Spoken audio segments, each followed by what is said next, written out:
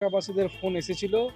এলাকাবাসীরা যোগাযোগ করেছিল বেগুনকুদর, মুরগুমা এবং জয়পুর বিধানসভার ৩টে এলাকায় বজরংবলীর মুণ্ডচ্ছেদ করা হয়েছে, বজরংবলীর মূর্তি ভাঙা হয়েছে এবং এক জায়গায় মা দুর্গার প্রতিমার উপরে পোড়া মোবিল ছেটানো হয়েছে এবং আগুন লাগানোর চেষ্টা করা হয়েছিল।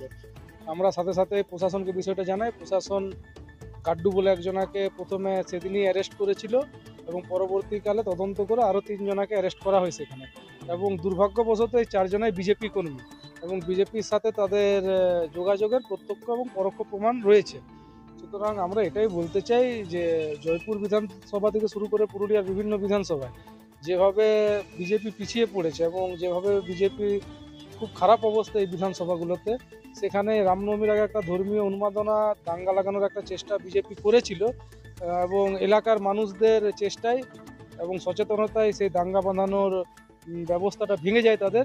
ইতিপূর্বেও আপনারা পশ্চিমবঙ্গে বিভিন্ন জায়গায় দেখেছেন যে বিজেপিকে বিভিন্নভাবে ফাঁসাবার জন্য তৃণমূল কিন্তু এরকম চক্রান্ত করে আসছে এবং আপনারা অদ্ভুতভাবে দেখতে পাবেন যে এমন একটা সময় করা হচ্ছে যেখানে পুরুলিয়াতে আপনারা দেখেছেন পুরুলিয়ার জয়পুর বিধানসভায় যে বিধানসভায় ঘটনাটি ঘটেছে সেই বিধানসভায় কুর্মী সম্প্রদায়েরই এক নেতা যিনি হচ্ছে আমাদের ভারতীয় জনতা পার্টিতে প্রার্থী হয়েছেন এবং তার ফলে এই যে কুর্মী সমাজ তারা কিন্তু খুশি, তারা তাদের দাবির ব্যাপারে আশাবাদী এবং তারা বিশ্বাস করেছে যে ভারতীয় জনতা পার্টি তাদের দাবিকে পূরণ করার পথে এগিয়ে যেতে পারে।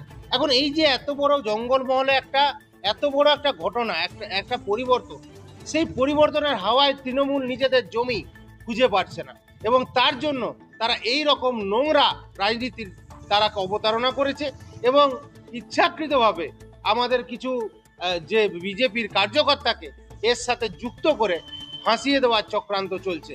এই চক্রান্তের তীব্র বিরোধিতা করি। আগামী দিনে